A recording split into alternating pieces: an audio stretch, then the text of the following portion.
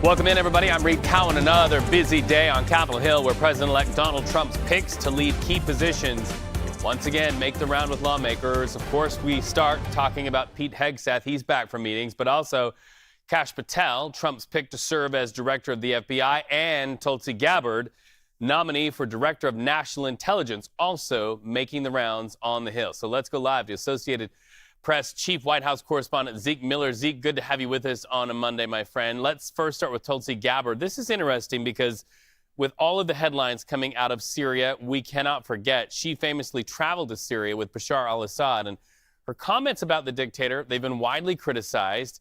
Do you think that's going to come up in some of these meetings today? Oh, it absolutely will. This has been one of the the biggest risks to her nomination all the way through. It's her past record of positive comments about Assad, about Putin, about the general relationship between the U.S. and other countries with which the U.S. has a fairly antagonistic relationship. That has been a bipartisan concern, and particularly among some of the more hawkish Republican senators on Capitol Hill.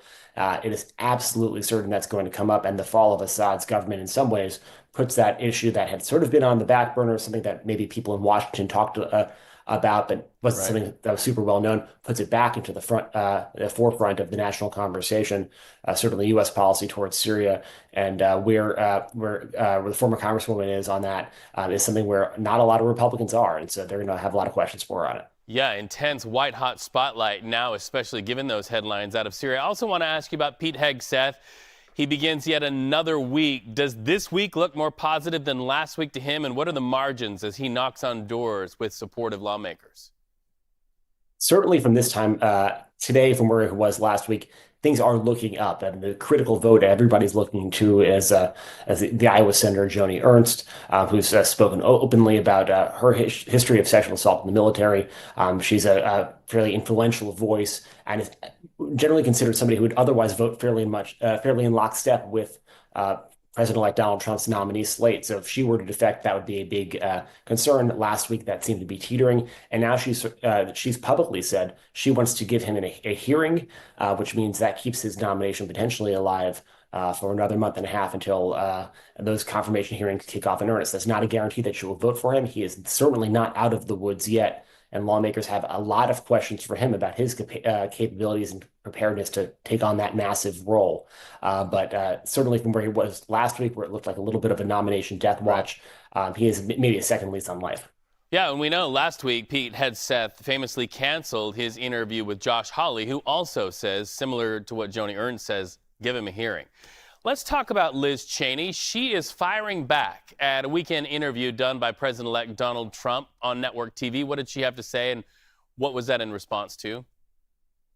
And we saw the president-elect give his first major interview since winning the election, and he talked a lot about sort of trying to have it both ways in terms of political prosecutions of his enemies. At one point saying he wasn't interested in retribution, and then very, very quickly thereafter saying he wanted his Justice Department, giving a green light to his Justice Department to investigate his political foes. Top of that list is the former Congresswoman Liz Cheney, who was the senior Republican on that House Select Committee that investigated the January 6th insurrection on the Capitol. But she's first among them, and there are certainly others that the former president and president-elect and those in his orbit have looked to target. And Liz Cheney put out a statement yesterday saying she has nothing to hide from, and she is that comments suggesting that she should be prosecuted are frankly un-American. This is not the end of that story. A lot of questions whether or not she will be one of the beneficiaries of potentially President Joe Biden in his waning days issuing pardons of some of those people who fear politically motivated prosecutions by the Trump team. So certainly not the end of that we'll hear of Liz Cheney and with regards to President-elect Donald Trump.